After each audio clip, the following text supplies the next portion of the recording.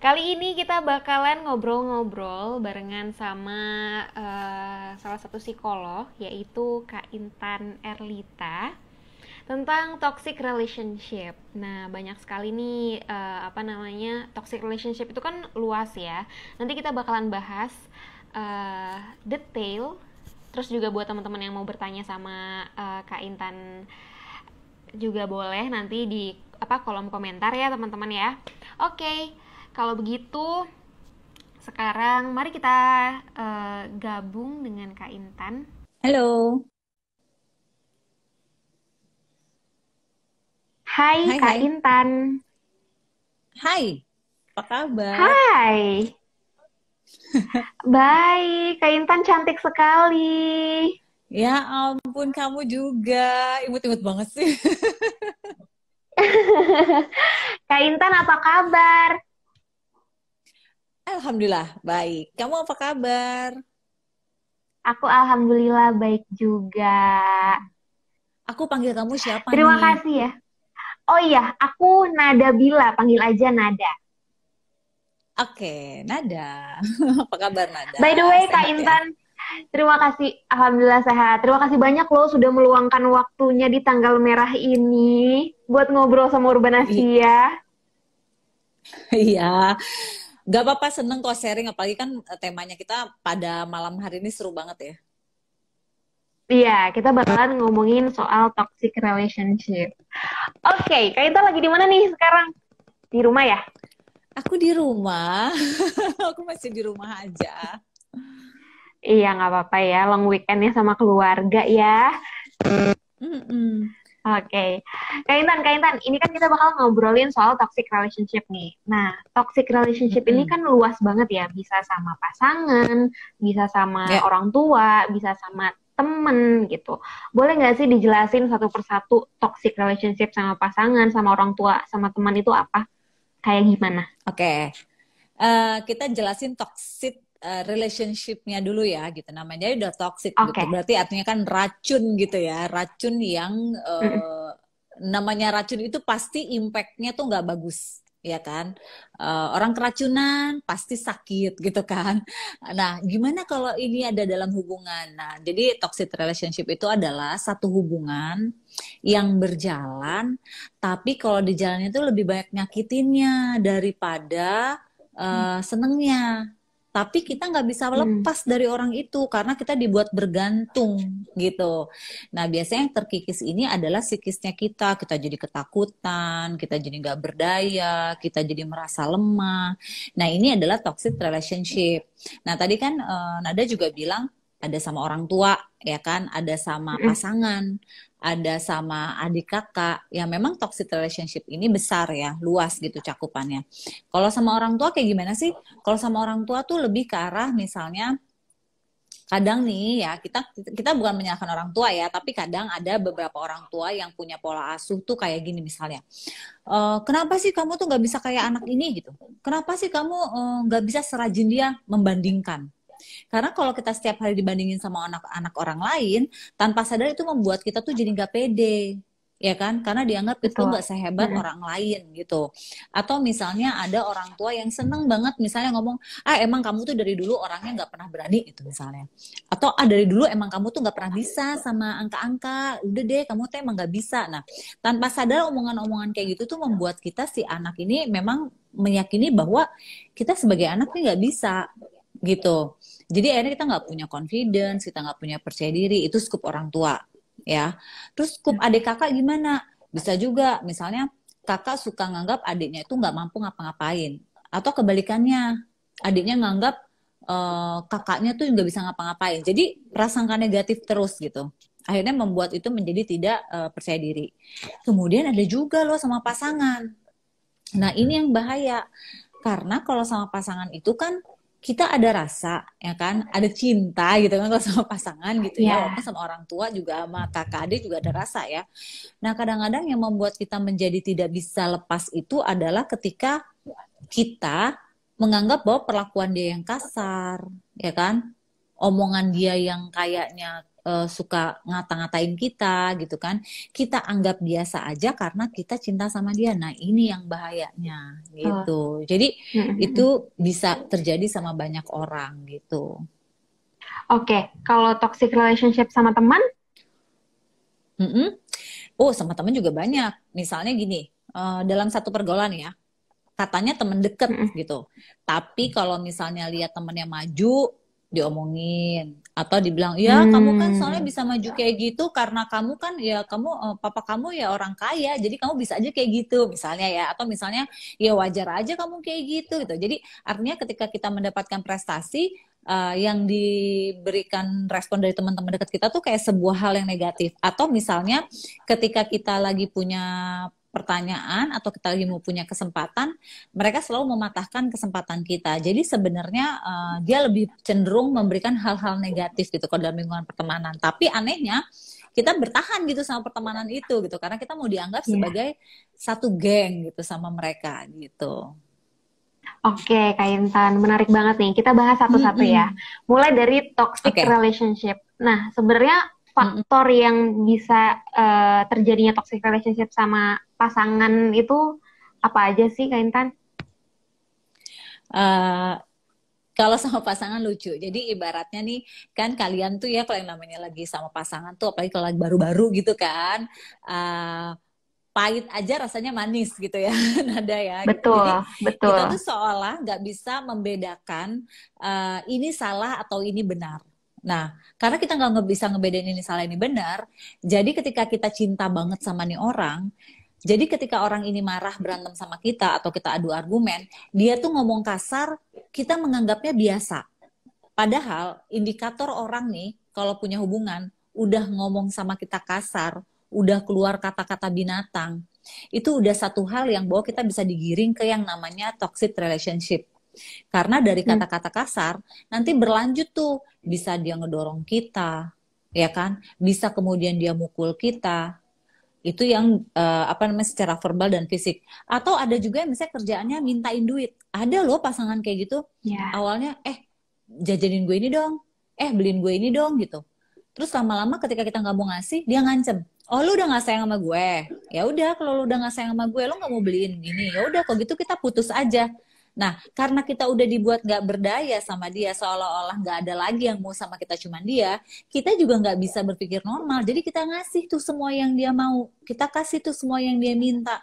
Nah ini udah bahaya gitu. Tapi biasanya nih ada yang bikin akhirnya ini berkepanjangan karena si korbannya, si perempuannya atau si lakinya lah yang jadi korban toxic relationship ini, mm-mm. itu nggak bisa lepas. Jadi emang udah dibuat ketergantungan. Jadi dia nggak menyadari kalau dia sebenarnya adalah korban dari toxic relationship.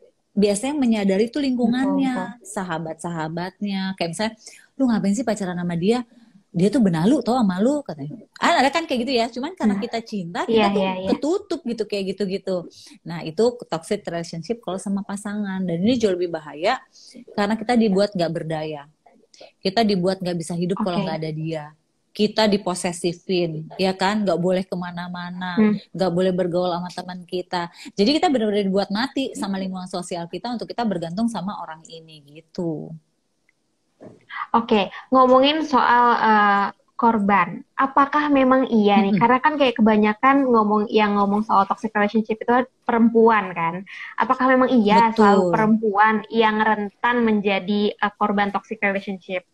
Apakah emang ternyata banyak juga pria, cuma yang pria nggak ngomong aja gitu? Sebenarnya sama aja sekarang kondisinya ya, tapi memang perbandingannya banyakkan perempuan nih, karena perempuan itu kan pakai perasaan ya. Kok jadi kalau secara psikologisnya nih perempuan tuh lebih mengedepankan rasa, ya kan? Oh saya sayang sama Mm-mm. dia, saya cinta sama dia gitu. Jadi semua tuh jadi kayak bagus aja gitu kan. Nanti begitu udah putus baru kesadar, iya ya ternyata selama ini gue diporotin sama dia gitu. Itu kayaknya udah terlambat gitu ya. Tapi laki-laki juga ada yang kayak gitu, yang misalnya perempuannya sangat mengatur dia, perempuannya sangat apa namanya pegang dia banget gitu kan. Ada juga yang kayak gitu, tapi sedikit. Kenapa? Karena kalau laki-laki kan berpikirnya pakai otak ya, dia pakai rasio kan, logika kan. Jadi ketika dia merasa bahwa apaan nih hubungannya gitu, kalaupun lama gitu, kalaupun dia sempat kena toxic relationship, biasanya laki-laki nggak lama nih gitu. Beda sama perempuan, agak lama nih perempuan untuk melepaskan diri dari toxic relationship. Karena tadi aku bilang perempuan tuh pakai rasa.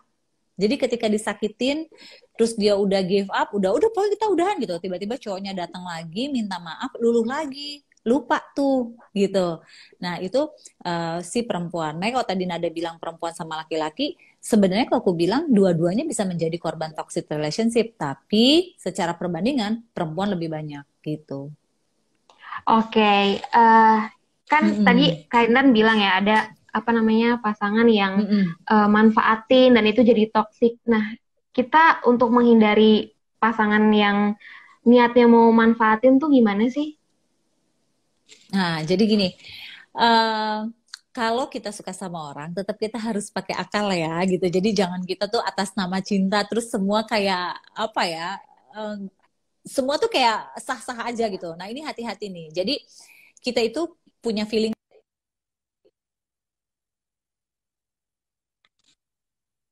kan, ketika nih orang kayaknya nggak bagus, kita juga punya feeling gitu kan. Jadi kalau menurut aku nih, emang kita yang harus menyadari terlebih dahulu. Pertama, katakan tidak ketika kita sudah harus membelikan dia barang-barang. Sesekali nggak Hmm. apa-apa, special occasion. Misalnya dia ulang tahun, dia achieve sesuatu, silakan. Tapi kalau misalnya nih udah, beliin aku jaket dong. Terus kalau nggak dibeliin, ada ngancem. Nggak mau beliin aku jaket. Ya udah, kalau gitu kita putus aja. Oh, kamu nggak mau ini? Oh ya udah, kalau gitu kita nggak usah. Jadi ada setengah mengancam. Nah, ini yang bahaya. Kita yang harus nyetop. Atau misalnya dia mengekang kitanya yang nggak masuk akal. Ini kita juga yang harus nyetop. Nggak boleh pergi sama keluarga. Ada loh yang kayak gitu loh, nggak boleh pergi sama keluarga. Ada yang nggak boleh misalnya pergi sama sahabatnya, padahal sama-sama perempuan atau sama-sama laki-laki. Nah, ketika dia sudah di luar batas nalar, mulailah kita harus berpikir akal sehat. Ini kayaknya dia nggak bener deh ini sama hubungan ini. Kok gue jadi jauh ya sama teman-teman gue? Kok gue jadi jauh ya sama keluarga gue? Atau misalnya, kok kalau misalnya gue nggak beliin dia barang, kok dia ngancem ya? Dikit-dikit ngancem ninggalin. Dikit-dikit ngancemin, kamu udah nggak sayang lagi ya sama aku. Aduh, itu mah senjata. Oh, kamu tuh udah nggak cinta lagi ya sama aku. Oh ya udah kalau gitu. Atau misalnya ancam yang lebih parah, emang kamu bisa apa kalau nggak ada aku? Kamu tuh nggak bisa apa-apa. Jadi emang kita ini sebagai korban dibuat kita tuh nggak bisa apa-apa. Nah ini bahayanya. Dan si korbannya menerima, merasa bahwa dia nggak em, nggak bisa apa-apa gitu. Ini bahayanya karena memang yang terjadi begitu sering hal-hal seperti itu, sehingga membuat orang-orang yang tadinya smart, orang-orang yang tadi pinter, orang yang tadi banyak teman, menjadi merasa bahwa dia nggak bisa apa-apa. Bayangin karena apa? Karena orang terdekatnya menggempur seolah-olah dia nggak punya kemampuan. Nah ini bahayanya. Oke. Nah, kalau kita nih udah masuk ke dalam toxic relationship, itu Mm-mm. kita itu harus mengakhirinya atau mungkin ada cara lain untuk mengubahnya atau gimana Kak Intan? Jadi gini, kalau misalkan kita nggak usah menjadi superhero untuk menyelamatkan orang lain. Karena kadang-kadang kita ini kalau mau menyelamatkan orang lain, tapi kita nggak punya kemampuan, yang ada kita terseret terus. Jadi kita ada limitnya. Jadi kita ada batasnya. Limit batasnya tuh gimana misalnya? Oke, nih orang misalnya suka banget ngatain saya. Kan ada loh yang kayak gitu, misalnya kalau berantem, alah lu tuh emangnya aja, lu tuh emang jelek. Ya, kata-kata kasar itu sering. Ultimatum. Bisa nggak kalau misalnya kamu marah sama aku, pakai kata-kata yang bikin aku tuh dengernya enak. Atau minimal kamu jangan teriak-teriak Iya. dong. Masa kamu marah-marah sama aku di depan umum? Sekali diomongin, dia berubah. Lalu kemudian keulang lagi. Berubah, keulang lagi. Kalau ini nggak ada perubahan dan akan terus selalu memaki kita, maka kita harus berani katakan pada kita bahwa ini saatnya saya berhenti sama dia. Jadi kita yang Oke. harus punya pagar. Oh, dia udah mulai memutuskan saya dengan teman-teman saya, menjauhkan saya dari keluarga-keluarga saya, bahkan saya nggak boleh kemana-mana. Oke, ini saatnya saya berhenti. Apalagi kalau misalnya toxic relationship-nya sudah ke yang namanya fisik, mukul, nggak usah mukul deh, ngedorong kamu aja, itu udah berhenti. Kenapa? Karena kadang-kadang level orang kalau udah memukul secara fisik, awalnya ngedorong, nanti lama-lama naik. Udah dorong, mungkin sedikit nepak, lama-lama nampar, bukan nggak mungkin dia nyekek kamu, itu levelnya naik. Jadi kita harus menghargai diri kita sendiri.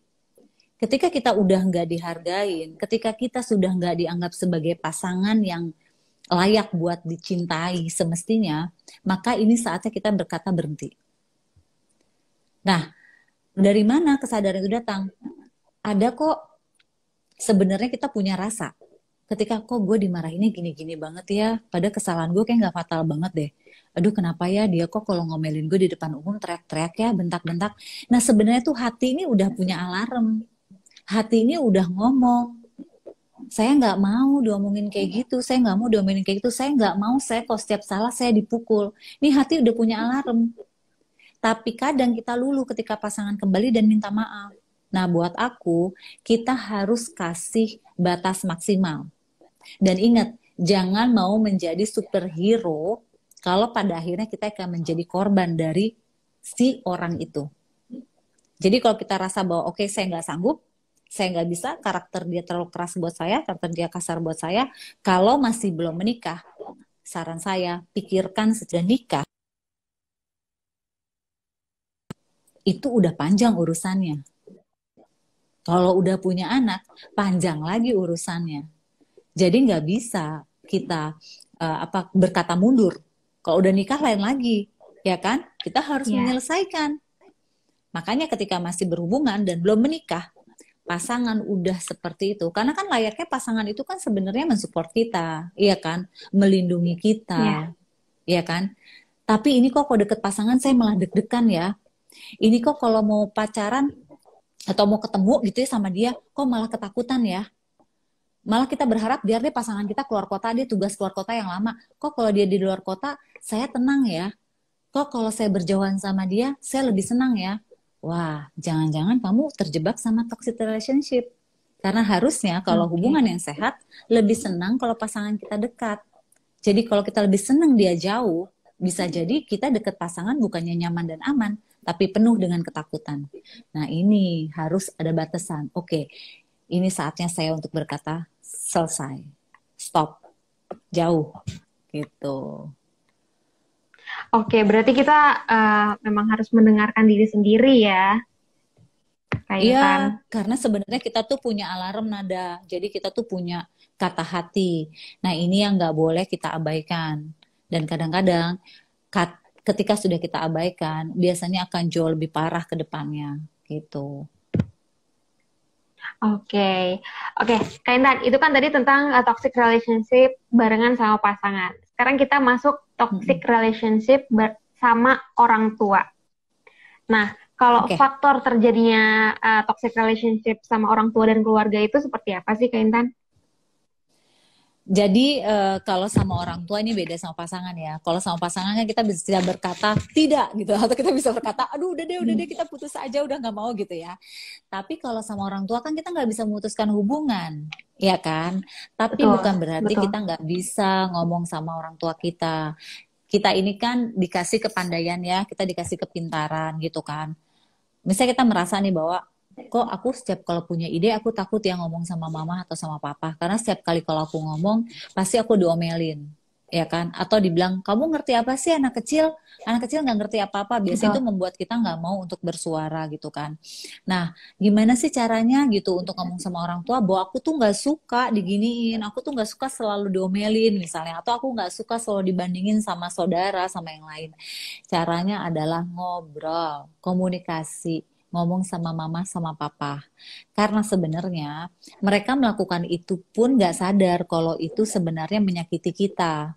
Jadi kita harus ngomong sama orang tua kita. Kita deketin, mah. Tapi tunggu momen yang enak ya. Nunggu momen orang tua lagi moodnya enak banget. Terus kita ngomong dari hati ke hati. Bahasa anak ke orang tua. Mah, aku tuh nggak mau kalau mama tuh suka bandingin aku terus sama si ini gitu. Karena kan mungkin emang dia pinter di area itu. Tapi mama tahu nggak kalau aku tuh juga punya loh kebiasaan. Aku tuh senangnya ini, aku tuh maunya ini gitu. Jadi ketika kita punya unek-unek ke orang tua ya, bukan berarti kita harus diem aja. Tapi kita harus ngobrol. Nah ngobrolnya jangan pakai emosi. Seolah-olah kan jadinya ngelawan ya kalau pakai emosi ya. Hmm, Jadi ngobrolnya iya tuh betul. pelan-pelan, omongin apa yang kita nggak suka, omongin apa yang kita mau. Nah, nah mungkin nggak semudah kita membalikkan telapak tangan ya, karena orang tua gitu kan. Tapi setidaknya dengan kita ngomong apa yang kita rasakan, orang tua akan berpikir, orang tua akan setidaknya mengurangi intensitas apa yang selama ini kita nggak suka gitu dari orang tua kita. Nah ini harus diomongin kalau sama orang tua, bukan menghindar. Banyak banget yang lari dari rumah karena merasa orang tuanya nggak memahami dia. Akhirnya dia kabur. Tapi kabur itu bukan solusi. Karena di luar sana belum tentu ada orang yang mau memahamin kamu seperti orang tua kamu gitu. Ya kan? Ketika kabur ketemu lingkungan yang salah, kalian malah lebih menambah masalah gitu. Jadi memang ketika kita ada masalah sama orang tua atau merasa nggak nyaman sama orang tua, solusinya cuma satu. Ajak ngobrol mama atau papahnya. Pakai bahasa anak, bukan adu argumen, tapi bahasa anak gitu. Oke, Intan, mungkin kita Mm-mm. nggak tahu nih sebenarnya di dalam keluarga atau sama orang tua, entah orang tuanya yang toksik atau malah kitanya yang toksik sama orang tua. Itu gimana cara cari taunya? Nah, bagus banget nih pertanyaan Nada nih. Bisa orang tua yang toksit, bisa juga kita yang toksit ya. Benar, benar, benar. Iya. Kita bisa jadi toksit bagi orang tua. Benar. Pada saat apa? Kalau orang tua lagi ngasih tahu, kita ngelawan. Itu udah pasti kita toksit. Karena kita membuat orang tua kita merasa bahwa dia gagal mendidik kita. Ya kan? Kita bisa menjadi toksit orang tua. Ketika orang tua ngajak ngomong, kita nggak pernah mau ngobrol sama orang tua kita. Kita bisa jadi Hmm. toksisnya orang tua. Kalau ketika orang tua minta tolong, kita nggak pernah mau bantu orang tua. Itu toksit. Nah, kita harus menyadari. Kita harus menyadari. Karena jangan sampai kita beneran jadi beban buat orang tua. Kan seharusnya anak itu kan menjadi tim ya sama orang tua, ya kan? Bukan menjadi beban, Iya. gitu. Jadi kita juga harus menyadari. Selama ini saya ke orang tua saya gimana ya? Jangan-jangan saya banyak menuntut, jangan-jangan saya banyak meminta gitu sama orang tua saya. Tapi saya pernah nggak ya membuat orang tua saya tuh bahagia? Misalnya kita pikirin, bisa nggak ya saya selama ini baik-baik sama orang tua saya gitu.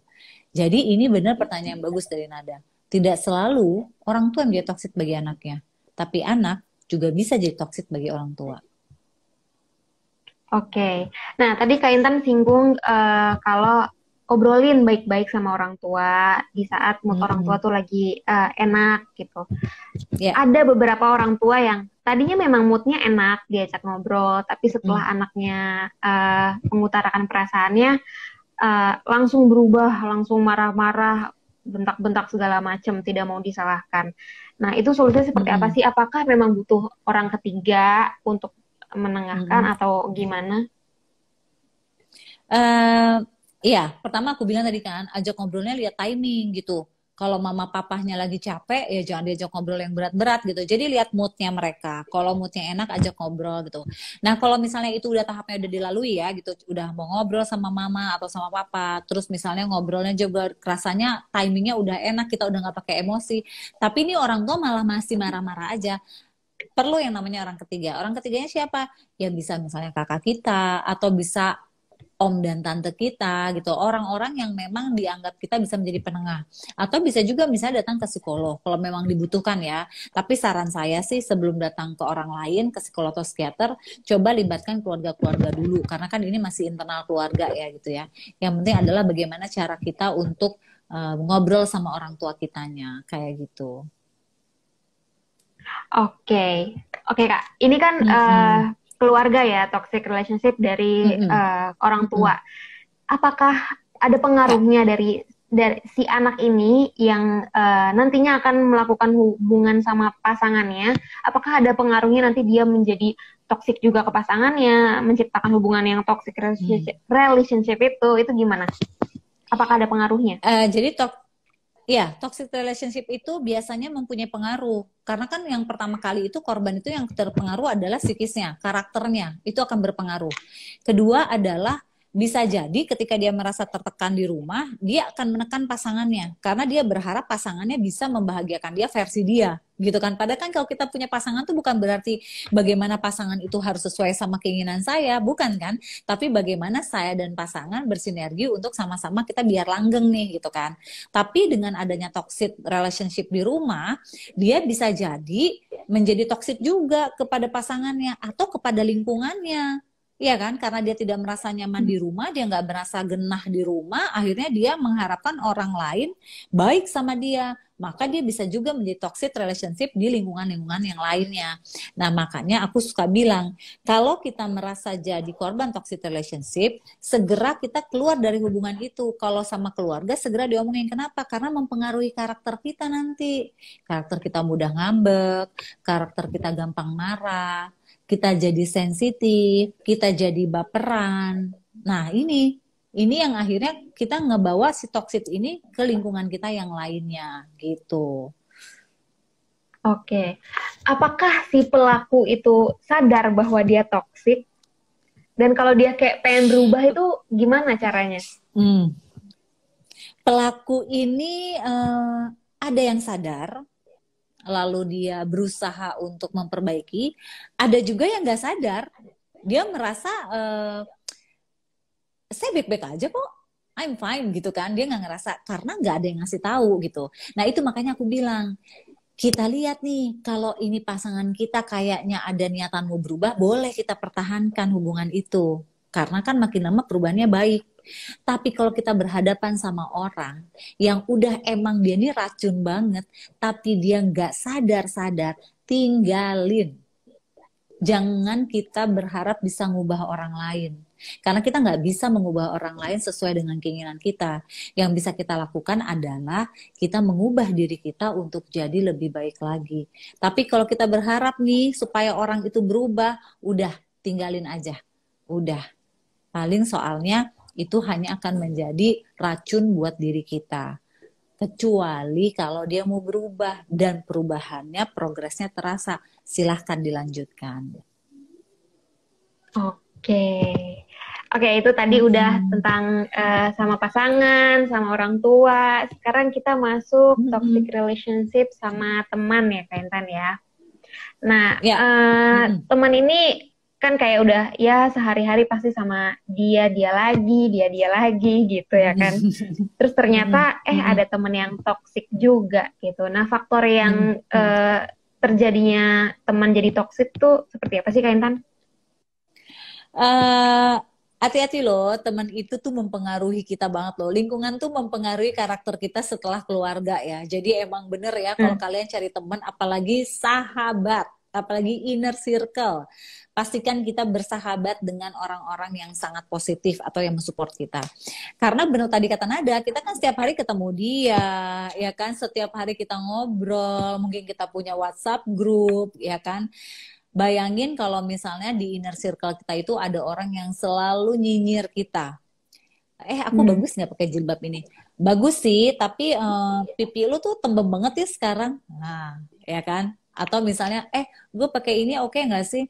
Menurut gue tuh ya lu nggak cocok deh, karena lu tuh kan orangnya gini. Nah, jadi dia tuh kan kalau sahabat yang baik itu memberikan kritik kemudian memberikan saran. Kalau ini enggak, konotasinya selalu ke arah yang negatif. Atau misalnya kalau ada kita, kalau nggak ada kita dia ngomongin kita, ya kan? Kalau misalnya nggak ada teman kita yang satu lagi, teman kita yang itu yang diomongin. Nah, kalau ada yang kayak gitu, pikirin aja. Berarti kalau misalnya nggak ada kita dong yang diomongin, gitu kan? Karena sahabat kita yang lain aja diomongin ketika dia lagi nggak ada. Jadi ketika kita menemukan inner circle kayak gitu, pastiin kita jangan terlalu deket. Mendingan kita cari lagi inner circle yang memang isinya orang-orang yang mensupport kita. Karena balik lagi kita nggak bisa loh ngatur orang untuk suka sama kita, ya kan? Kalau berteman boleh sama siapa aja, tapi kalau sahabat itu harus dipilih karena dia mempengaruhi banget karakter kita. Oke, nah berarti bener dong ya, ada istilah lingkar pertemanan kita tuh semakin besar tuh semakin sedikit Nah, itu Ya, termasuk proses meminimalisir teman yang toksik itu bukan sih, Kak? iya, bener banget ada. Jadi semakin tambah umur, cah elah semakin tambah umur. Memang temennya kita tuh makin sedikit. Sorry, bukan teman, sahabat. Mungkin kalau teman tetap banyak ya. Tapi sahabat deket kita biasanya nih 5 jari aku ini nggak habis. Karena makin lama bukannya kita musuhan ya, jadi seleksi alam gitu. Yang tadi temennya kita Iya. banyak, kok lama-lama yang nyaman cuma 1 2 orang ya. Dan ini akan terjadi seiring dengan kita semakin dewasa, kita punya pengalaman hidup, ya kan. Kemudian kita punya nambah usia. Jadi akhirnya kita mempunyai inner circle itu sangat-sangat sedikit. Bahkan tangan kita aja nggak habis. Kalau ditanya sahabat kita yang mana nih nggak habis tangan kita. Tapi bukan berarti kita musuhan ya sama yang lain ya, bukan. Karena persahabatan semakin usia bertambah, itu persahabatannya udah persahabatan yang kalau aku bilang ya udah tulus aja gitu. Udah bukan persahabatan yang fake gitu yang apa udah nggak kayak gitu. Mungkin nanti itu akan dirasakan sama Oke. Nada semakin bertambah usia, semakin tambah pengalaman, maka inner circle juga akan semakin kecil gitu. Oke, Kak Intan, ada juga istilah yang bilang sahabat itu adalah musuh terbesar kita. Itu bener nggak sih sebenarnya? Serem banget ya. Ya, jadi gini, kan sebenarnya ya orang yang paling besar kansnya menyakiti kita itu adalah orang yang paling kita sayang. Iya enggak? Kenapa? Betul. Karena kita tuh berharap bahwa orang ini selalu bersama kita, orang ini selalu menyayangi kita gitu. Begitu juga sahabat. Kita berharap sahabat ini memang apa ya, yang kita percaya, yang baik sama kita gitu. Seperti itulah intinya kan. Tapi terkadang ketika kita ada masalah, maka kita akan merasa paling tersakiti. Kenapa? Karena pada sahabat itu kita mempunyai harapan. Ya kan, pada persahabatan itu kita menyimpan harapan bahwa sahabat ini selalu support kita, mendukung kita gitu. Jadi ketika dia ada quote atau tadi yang kamu bilang ada peribahasa mengatakan bahwa sahabat itu bisa menjadi orang yang bisa menyakiti kita, itu sangat bisa terjadi. Karena ya balik lagi, dia yang paling tahu kita, dia yang paling memahami kita punya harapan persahabatan juga terus berjalan, tapi kok ya di jalannya ada perselisihan. Walaupun itu nggak selalu terjadi ya, tapi ada yang seperti itu ada. Oke, Kak Intan, aku juga mau nanya nih. Ada Hmm. beberapa Hmm. orang yang sangat takut Hmm. untuk mengecewakan temannya, sangat takut kehilangan temannya, sampai pada akhirnya Hmm. dia itu selalu mengiyakan perkataan temannya, selalu menomorsatukan temannya tanpa memikirkan dirinya. Nah, kan ada ya orang Hmm. Hmm. cari teman, cari aman aja deh, ya udahlah nggak mau bermasalah gitu. Nah, itu gimana tuh, Kak?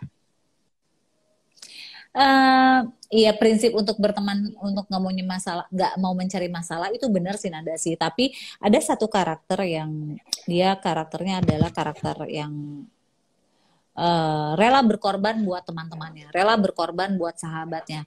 Bahkan rela berkorbannya ini dia yang bener-bener berkorban demi orang lain. Contoh misalnya teman kita pinjam duit, ya kan? Nih, nah pinjam duit ini kan sensitif banget ya masalah duit ya gitu. Kalau emang kita Hmm. pinjemin dia memang terdesak ya, misalnya let's say buat bayar sekolah, buat makan, itu nggak apa-apa.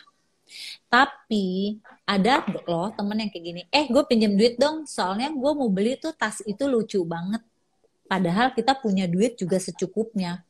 Kita tuh nggak bisa minjemin. Cuma karena nggak enak, kita pinjemin tuh duitnya. Nah, akhirnya teman kita beli tasnya. Pertama, artinya apa? Kita rela berkorban tidak pada tempatnya. Kamu minjemin duit buat orang yang pengen beli tas. Which is tas itu adalah bukan suatu kepentingan yang primer yang utama gitu kan. Nah, tapi karena kita nggak enakan, kita rela berkorban. Nah, hati-hati nih ketika ada kata yang rela berkorban ini. Karena bisa jadi kita saking nggak enakan, kita tuh kayak ngerjain PR temen. Ada loh yang kayak Hmm, gitu. ya. Ada loh yang kayak yang mau nutupin kesalahan temen, rela dia yang disalahin itu ada. Jadi kita juga harus punya prinsip kapan membela, kapan kita memang nggak membela. Dan jangan pernah mau mengorbankan diri kita buat menutupi kesalahan orang lain. Nah itu tadi aku bilang, balik lagi. Jangan mau jadi pahlawan kesiangan yang pada akhirnya itu hanya akan mengorbankan diri kita. Oke. Kak Intan, eh, ini mungkin aku mau Hmm. nambah nanya, Hmm. sebenarnya ada nggak sih toxic relationship sama diri sendiri? Nggak apa-apa. Gitu kayak kayak ternyata aku sama diri aku Banget. aja nggak baik gitu. Nah Banyak. itu gimana? Ini yang paling bahaya. Ini selain toxic relationship, ini mental block kita. Contoh kayak misalnya, kayaknya aku nggak mungkin deh bisa sehebat Nada misalnya. Kayaknya aku nggak mungkin deh aku bisa tampil. Ah, aku kan nggak layak. Ih, aku jelek banget ya. Oh, ternyata aku tuh emang ya wajar aja selama ini aku nggak bisa di depan karena aku emang layak di belakang. Itu banyak banget kejadian. Kamu menjadi toksik buat diri kamu sendiri ketika kamu merasa diri kamu ini tidak memiliki potensi. Ketika kamu merasa kamu tidak cantik, ketika kamu merasa kamu bodoh, ketika kamu merasa kamu tidak layak, ketika kamu merasa eh, bahwa saya tidak lebih baik dari orang lain, itu tandanya kita lagi membunuh potensi-potensi yang kita punya. Ini sebenarnya yang jauh lebih bahaya. Kalau toxic relationship sama pasangan, kamu bisa jauh dari pasangan kamu. Kalau sama orang tua, kamu bisa ngobrol sama orang tua kamu. Sama teman-teman yang bawa toxic, kamu bisa jauhin teman-teman itu. Tapi sama diri sendiri, ini nggak ada solusinya selain kamu harus berdamai sama diri sendiri. Karena sejatinya nggak ada tuh orang yang nggak punya potensi. Nggak ada orang yang nggak bisa melakukan apa-apa. Tapi kita yang membunuh diri kita. Nah ini bahaya nih. Ini sangat bahaya. Oke. Cara untuk berdamai sama diri sendiri itu kayak gimana? Kan butuh proses yang Hmm, panjang pastinya ya Kak Intan ya. pasti. Pertama kita mengenal diri dulu. Mengenal diri tuh gimana sih? Misalnya, ih kenapa ya aku tuh kok setiap disuruh ngomong ke depan aku tuh nggak mau. Kenapa ya kalau misalnya ada pertanyaan, padahal aku tuh tahu jawabannya, tapi kenapa ya aku tuh nggak pernah mau ngangkat tangan. Kenapa ya? Kenapa ya? Kenapa ya? Nah, ketika kita punya pertanyaan kayak gitu, jangan berhenti sampai situ. Cari solusinya. Ke siapa ngobrol pertama kali? Ke sahabat. Nah, makanya kenapa aku bilang pentingnya kita punya sahabat yang positif. Karena pada saat kita di saat krisis kayak gini, kita membutuhkan support. Menurut kamu tuh aku orangnya pendiam banget ya. Terus menurut kamu aku tuh tanya aja. Kalau sahabat yang baik dia akan memberikan jawaban yang positif. Kamu tuh bisa tahu, cuman kamu tuh nggak berani aja. Itu jawaban orang-orang sahabat-sahabat yang positif. Kedua, setelah itu ngobrol sama keluarga, mama atau papa atau kakak, siapapun yang kamu percaya. Yang ketiga, coba ikutin kayak misalnya bagaimana caranya. Sekarang kan banyak ya webinar-webinar untuk mengembangkan diri. Ikutin itu. Jadi ketika kita berani mau berubah, maka kita harus berani keluar dari zona atau kotak yang buat kita nyaman. Tapi yang penting yang pertama adalah sadar dulu. Oh saya tuh malu ya ngomong di depan umum. Oh saya tuh suka minderan ya. Karena ketika kita menyadari, kita akan mencari solusinya. Tapi kalau kita nggak menyadari, maka kita nggak akan mencari solusinya. Ah emang saya memang pendiam. Ah saya mah emang orangnya nggak bisa ketemu orang banyak, suka malu. Nah, kalau kayak gini berarti kamu menerima diri kamu yang seperti itu. Karena kalau orang-orang mau berkembang, pasti ngeliatnya gini. Oh, lihat Kak Intan jadi psikolog misalnya. Suatu saat, saya harus lebih hebat dari Kak Intan.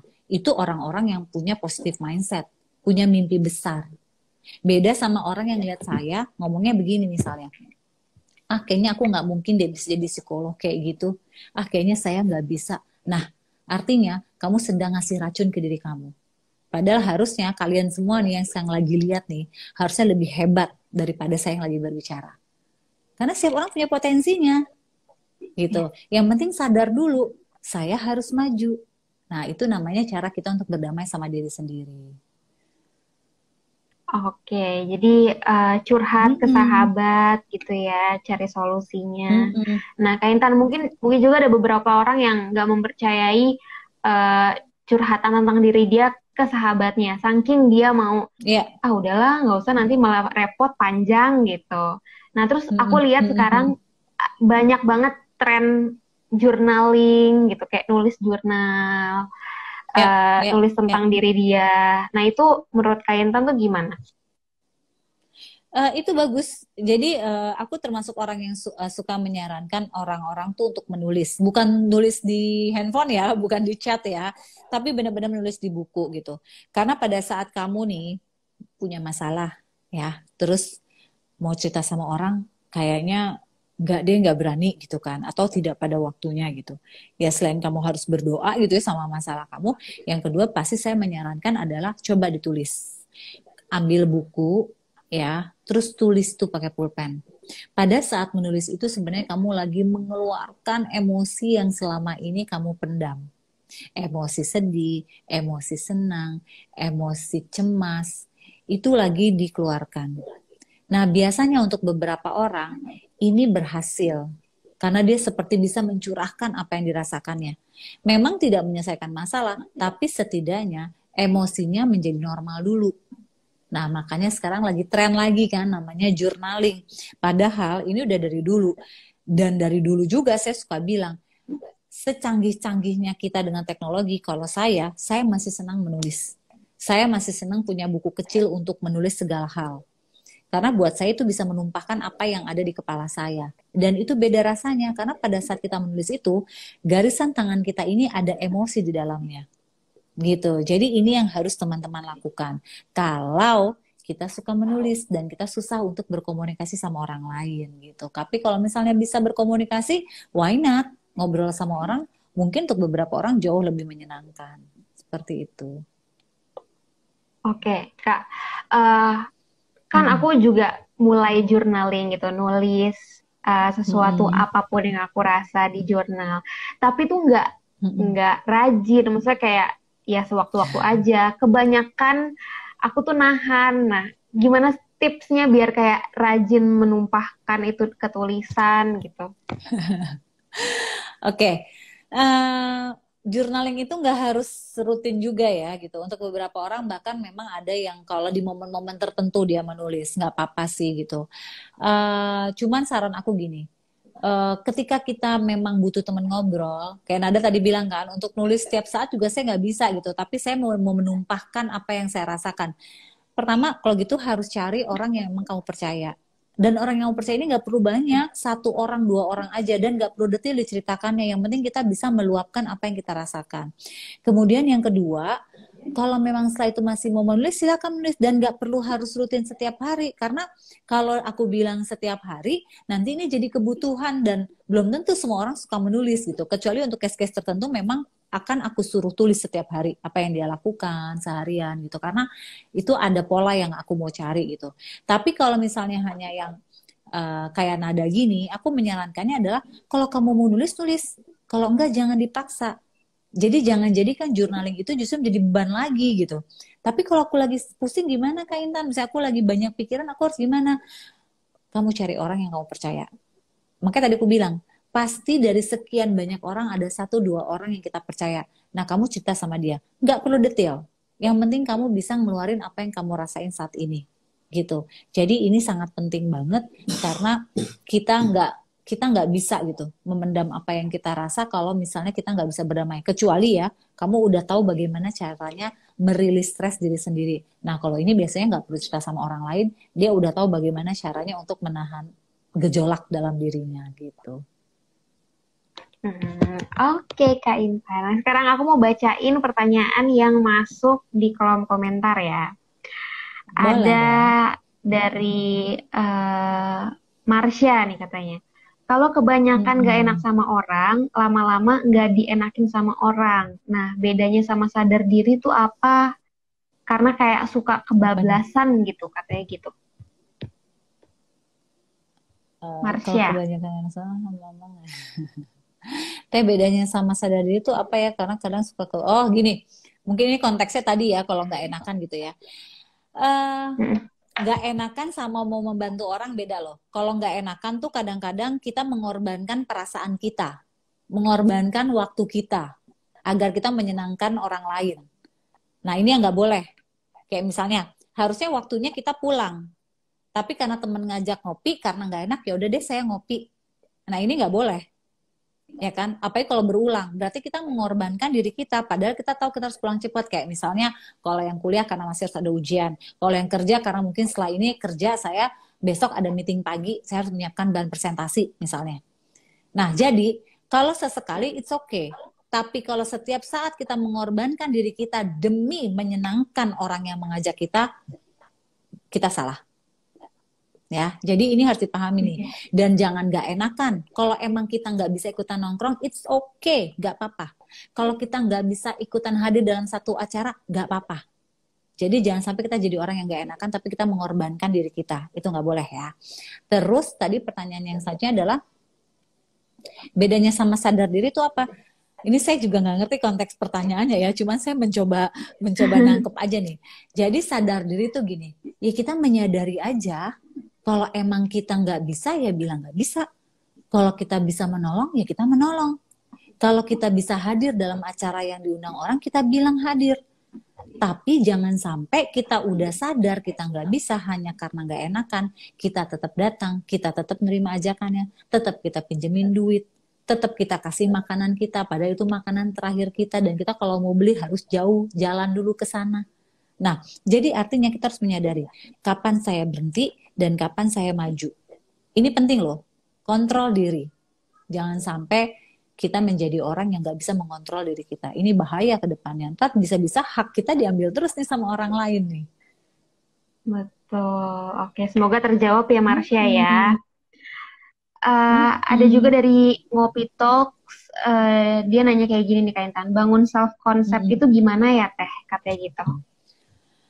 Konsep diri ya, ini ada hubungannya sama purpose of life atau tujuan hidup kita.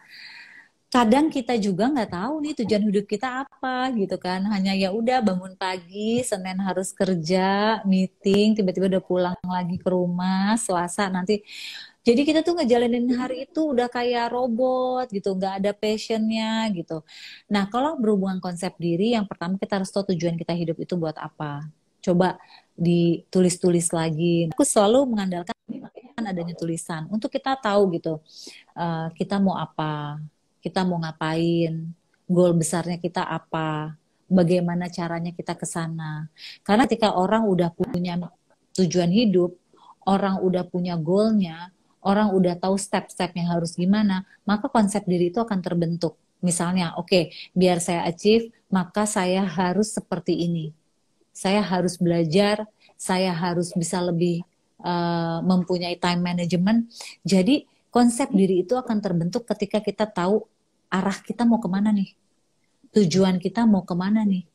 Karena konsep diri itu nggak akan terbentuk kalau kita sendiri aja nggak tahu tujuan kita mau kemana. Kalau kita mau ngapain nggak tahu. Jadi kalau bicara konsep diri ini akan panjang lagi. Tapi intinya adalah yang pertama sebelum membentuk konsep diri, kita harus mencari deh tujuan kita hidup tuh mau kemana, goalnya. Nah itu yang akan menjadi konsep diri ke belakangnya nanti. Oke. Next pertanyaan ada dari Moza Rafati. Moza Rafati ini, kalau kita sebagai orang yang dicurhatin sama teman, tapi kitanya nggak bisa ngasih solusi, itu sebaiknya gimana ya Kak? Pertama-tama berarti kamu menjadi orang yang dipercaya ya. Selamat ya Moza ya gitu. Karena orang itu curhat itu nggak sembarangan loh, biasanya sama orang yang dipercaya. Yang kedua adalah kalau kita dicurhatin, nggak selalu kita harus kasih solusi loh. Karena kadang-kadang dari pengalaman saya gitu, kalau ada orang curhat, mereka tuh cuma mau didengerin aja, cuma mau dikasih empati, cuma mau ada orang yang ada di deket dia. Jadi kalau kamu nggak bisa ngasih solusi nggak apa-apa gitu. Karena terkadang solusi kita juga kalau ngasih belum tentu tepat buat orang itu gitu. Jadi cukup dengan menjadi pendengar yang baik, berikan empati, kasih simpati dan kasih support, aku rasa itu udah cukup. Karena nggak harus kok setiap orang curhat harus kita kasih solusi gitu. Oke, jadi kita dengerin aja ya. Siapa tahu memang orang itu butuh didengar ya Kak Intan ya. Tidak butuh untuk dikasih masukan juga ya. Benar, dan kebanyakan kayak gitu cuma pengen didengerin. Iya. Ada juga nih dari Aisyah, katanya cara menolak yang baik itu gimana? Saya berusaha nolak tapi jatuhnya malah dijauhin. Oh, pakai air nangis, kasihan banget Aisyah. Oke, cara nolak yang baik ya kita ngomong baik-baik aja. Misalnya, oke, saya kasih contoh yang simple ya, bisa diajak main gitu, habis sekolah atau habis kuliah. Tinggal kita ngomong, aduh maaf ya. Jadi kita juga nggak apa-apa ngomong maaf ya, aku kali ini nggak ikutan dulu ya, karena abis ini aku tuh banyak yang harus aku kerjain gitu. Ya udah segitu aja. Kalau pada akhirnya dijauhin, nah ini jadi pertanyaan selanjutnya. Kalau memang dia teman yang baik dan sahabat yang baik, kalau pada saat kamu nggak bisa, harusnya dia nggak menjauhi kamu. Tapi kalau misalnya kamu nggak bisa sekali atau dua kali terus kamu dijauhin, tandanya dia bukan teman yang baik buat kamu. Gitu. Jadi kamu nggak perlu akhirnya mengorbankan diri buat diakui oleh pertemanan seperti itu. Bisa jadi itu pertemanan yang akhirnya toxic relationship, ya kan? Karena kalau teman-teman yang nggak toxic itu, kalau kita sekali dua kali nggak ikutan, it's okay, nggak apa-apa.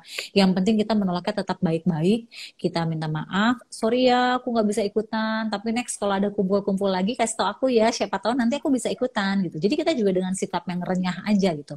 Kalau pada akhirnya masih dijauhin, ya udah, nggak usah bersedih. Kadang-kadang kita tuh harus bersyukur sama hal-hal yang dijauhkan dari segala sesuatu, karena bisa jadi kita dijauhkan dari Betul. orang-orang yang memang nggak baik buat kita di depannya gitu. Jadi nggak apa-apa, jangan sedih Aisyah. Oke, ini pertanyaan terakhir dari teman-teman yang nonton ya. Ada dari Syakila nih, Kak Intan, katanya kalau ada sepasang kekasih yang nggak percaya sama pasangannya sendiri itu gimana? Repot ya. Karena kan basicnya itu kan dalam berhubungan itu harus ada kepercayaan. Kalau udah nggak Betul. percaya, gimana hubungan itu bisa nyaman? Dikit-dikit dicurigain, dikit-dikit dicemburuin. Cemburu nggak apa-apa lah, tapi kalau cemburunya berlebih nggak boleh ya, yang sampai menimbulkan posesif yang nggak masuk akal gitu.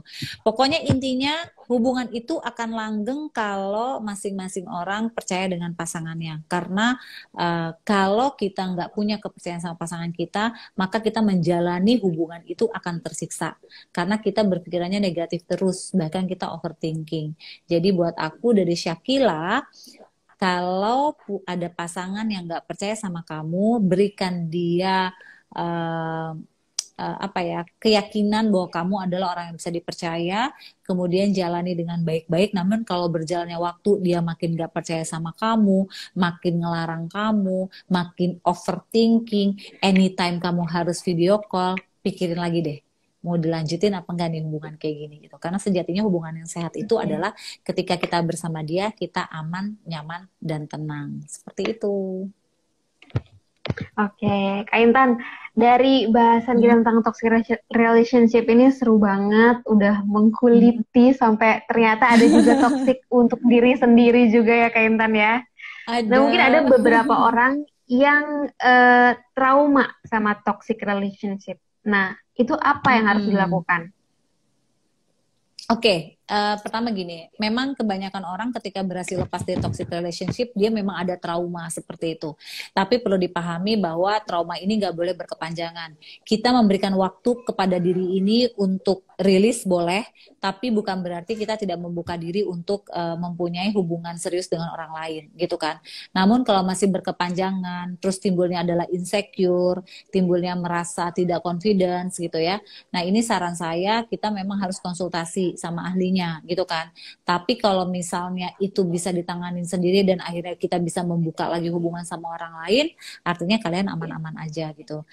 Cuman batasannya tadi ya, kalau kita makin takut, insecure, makin kita akhirnya nggak mau punya hubungan sama siapa-siapa, tandanya kamu harus menemui seseorang yang bisa membantu kamu untuk keluar dari masalah ini, terutama trauma tadi. Oke, jadi emang harus rilis dulu dari diri sendiri ya Kak Intan ya. Iya, Mungkin ya. Dan memang baiknya sebenarnya begitu. Oke, Kak Intan, sebenarnya kalau mau cerita tentang toxic relationship gitu, entah sama pasangan, orang tua, atau ke teman, itu lebih tepatnya kemana sih Kak Intan? Kalau mau cerita Mm-mm. atau gimana? Oh, oke. Gini Kalau dulu, mau cerita. sebenarnya, nah kita bisa ngobrol sama keluarga, bisa ngobrol sama sahabat, bisa ngobrol sama orang-orang yang kita percaya gitu kan. Nah, tapi kalau dirasa orang-orang yang sudah kita ajak ngobrol ini nggak bisa membantu kita dan bahkan toksiknya ini dalam hubungan ini semakin parah, boleh loh kalau misalnya mau ngobrol sama psikolog, boleh loh kalau mau ngobrol sama psikiater, karena kadang-kadang memang ada beberapa orang yang untuk keluar dari toxic relationship ini membutuhkan kami-kami para ahlinya gitu. Karena ada yang nggak bisa lepas, yang udah terjerat tuh ada gitu. Jadi memang bisa ke psikolog, namun sebelum ke psikolog atau ke psikiater, mungkin selesaikan dulu dengan keluarga, ngobrol dulu dengan sahabat, mungkin mereka bisa memberikan solusi. Oke, Kak Intan terakhir nih mungkin ada tips dari Kak Intan untuk mereka-mereka teman-teman yang nonton juga nih tentang toxic relationship mungkin dengan pasangan, orang tua, teman atau bahkan dengan dirinya sendiri. Oke, buat kamu-kamu yang sekarang lagi merasa punya toksik dalam hidup kamu, baik dengan pasangan, dalam lingkungan pertemanan, dalam keluarga, atau bahkan kepada diri kamu, yang pertama adalah kamu harus menyadari bahwa kamu ini adalah orang yang layak untuk dihargai. Dihargai oleh siapa? Sama diri sendiri dan sama sekeliling. Kedua adalah kamu harus paham bahwa dalam membina sebuah hubungan, baik dalam hubungan dengan pasangan, pertemanan, maupun dalam keluarga, harus menciptakan rasa aman, nyaman, dan terlindungi. Kalau tiga hal ini tidak kita temukan, justru yang kita temukan adalah ancaman, rasa takut, kesedihan. Nah, ini tandanya kamu harus menyudahi hubungan itu. Dan terakhir, jangan pernah takut untuk mengatakan tidak atau menolak pada hal-hal yang kamu tahu bahwa kamu nggak suka melakukan itu. Gitu. Oke, Kak Intan, terima kasih banyak ya, udah ngobrol-ngobrol tentang Sama-sama. toxic relationship sama Urban Asia, sama Sama-sama. aku. Sama-sama Semoga Nada, sama-sama Urban Asia. semoga Kak Intan sehat-sehat selalu. Next time kita sharing-sharing lagi dengan tema yang berbeda pastinya. Boleh. Thank Terima you kasih ya Kak ya. Intan. Sama-sama. Dadah, selamat malam semuanya. Dah, selamat malam. Yes, guys, itu dia ngobrol-ngobrol kita barengan sama Kak Intan tentang toxic relationship. Ternyata banyak banget ya. Nanti live ini akan aku save di IG story-nya Urban Asia. Buat teman-teman yang mau nonton dari ulang bisa banget. Jangan lupa follow Instagram Urban Asia, Twitter Urbanasiakom, terus juga kita punya TikTok di Urbanasiakom. Kalau gitu, Nada bilangnya pamit. Terima kasih semuanya. Selamat melanjutkan liburnya. Tetap sehat. Dadah.